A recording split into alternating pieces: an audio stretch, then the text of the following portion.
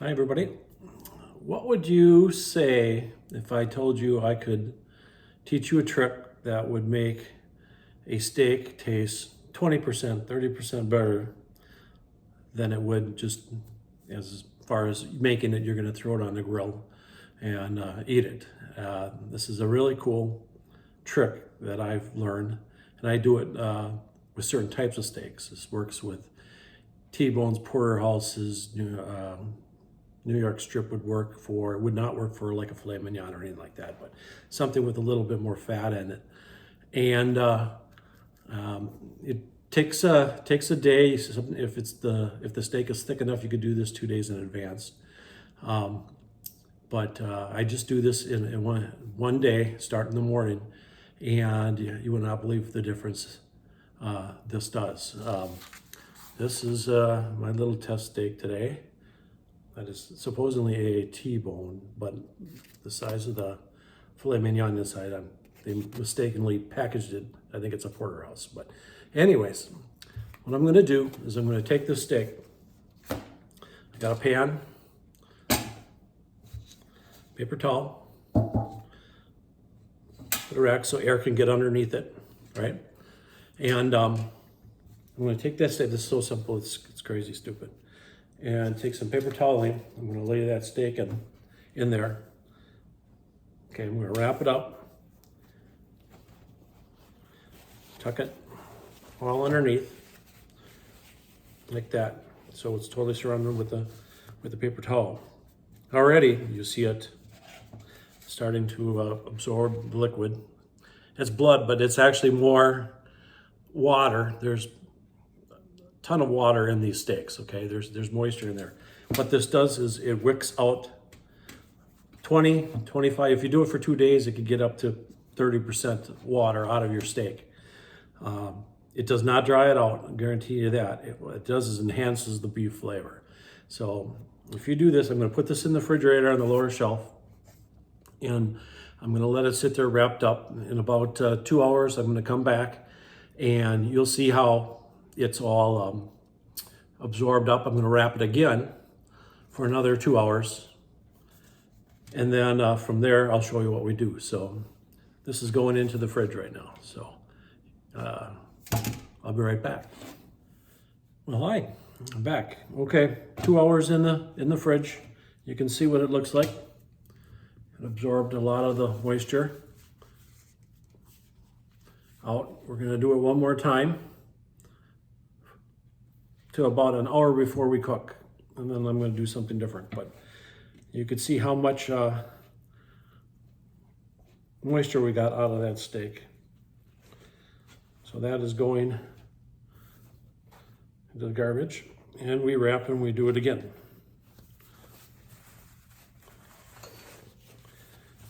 And we'll go another 2 hours. So after another 2 hours, I'll be back.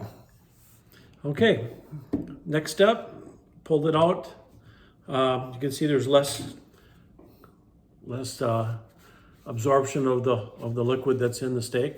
So basically now we're about an hour and a half away from cooking this thing. I'm going to pull it off, and it's going to lay without a wrap on it in the refrigerator for about like an hour. Could go 45 minutes, and it will dry out a little bit more. It's not going to dry to a point where it's going to be like leather or anything like that. It's a little tacky, and it will help the steak give you basically grill marks, because it's dry. Nothing worse than putting a wet steak on a grill, because it won't grill up, won't look pretty, let's just say. You won't get those nice Maillard effect grill marks. So we're gonna put it back in, and then next time you see me, we'll be getting ready to throw it on. So with that, see you in a little bit. Okay, here we are. The steak's sat in the refrigerator for about an hour unwrapped, and it is perfectly tacky right now, right where we want it. I did take it out, let it rest for about half an hour outside on the tabletop, so it's assumed room temperature, let's just say. And so I'm just gonna show you what I do with the steak. You don't have to do anything to it. You can put salt and pepper on it. You can do whatever you want with it at this point. I got the grill going, and what I start with is I just put a dab of Worcestershire, and I just put a coat on it. Don't need a lot, just a little bit. And then I hit it with a SPG, salt, pepper, garlic, very light. And Lawry's, that's got a lot of salt in it, so you don't have to add any more salt other than this. I love Lawry's seasoning for steaks. And then I love pepper, so coarse pepper. The Worcestershire helps it adhere. Flip her over, do the other side. Worcestershire adds a little bit of a umami, I think they say, flavor to the steak. But it's really like a binder, I guess. There's all kinds of different SPGs. All the barbecue guys make this. It's salt, pepper, garlic. This one actually has celery salt in it. Fergalicious barbecue. And that just adds a little bit of extra. This is not a super thick steak, so I don't have to put a lot of it on, or I don't. Once again, Lawry's, and then a little heavy on the pepper. Okay, off we go to the grill. You can actually come with me. Okay, the way I'm going to do this is, for one thing, I've got actually these grill grates, GRATZES, I think. It's aluminum that goes over the regular grates. That gives you some really good sear marks. It raises the temperature quite a bit. Right now we're sitting probably around 400 degrees, but we've got a burning hot, searing hot fire underneath it. And we're going to cook these probably 3 minutes aside, probably a minute and a half, and turning. So we're going to throw it on.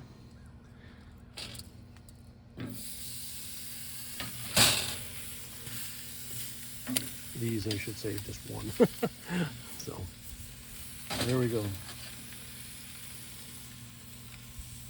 So I will let it sit there. I'll get my grill marks on it. When I mentioned my nard, that's basically a technical term for flavor. And when fat's burned, it gives you a really good flavor, and so that's what we're looking for. That's when the steak is dry like that, you'll get that more so than a super wet steak. So I'll come back after a few flips here and show you what it looks like. Okay, we're gonna flip her. We got about 3 minutes. I turned it a minute and a half, and we'll see what kind of grill marks we got. Oops, sorry. There we go. So that's what we're looking for. All that's flavor.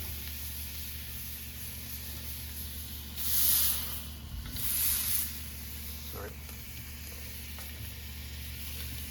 And I will go a minute and a half, turn it, another minute and a half, I'll take its temperature. I like rare, so, I mean, if you want it a little bit longer, do it a little bit longer. So, we'll come back when we're ready to pull it off. Okay, we're going to take its temperature.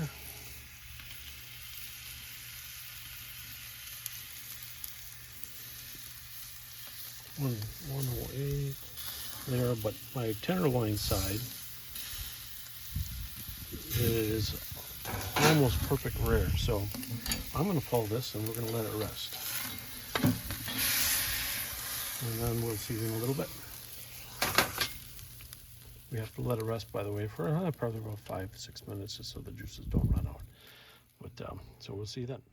Okay, well, we should show you the end product. Like I said, it's not going to be dry. I guarantee you that for what we did. There's juice pouring out of it right now. It's been sitting for about 10 minutes. It's a good looking steak. And no, I'm not going to eat it all myself. This actually, Kelly's gone. See the granddaughter. So I decided to make this video now. I don't know why I did, but I did. But anyways, I'll eat a little bit of both sides and then save it for later too, but normally. And also, this is not like a choice cut steak or anything like that. Actually, I got it at Winn-Dixie pretty cheap. Believe it or not, I got that for like $6. So, but just a few added things to enhance it, like the Worcestershire, and then, you know, obviously dehydrating it somewhat, almost dry aging it. It's like a dry aging, I guess we'd call it.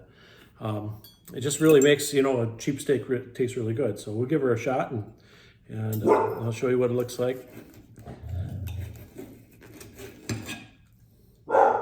Yeah, I kind of went too long on the fillet side, I think, because this is perfect on this side, but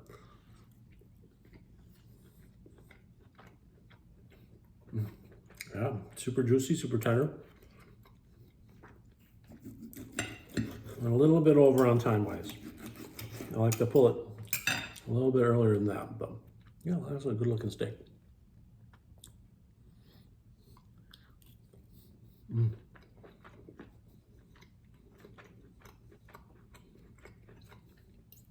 That's really pretty good. Marty, get some too. Marty, come here. There you go.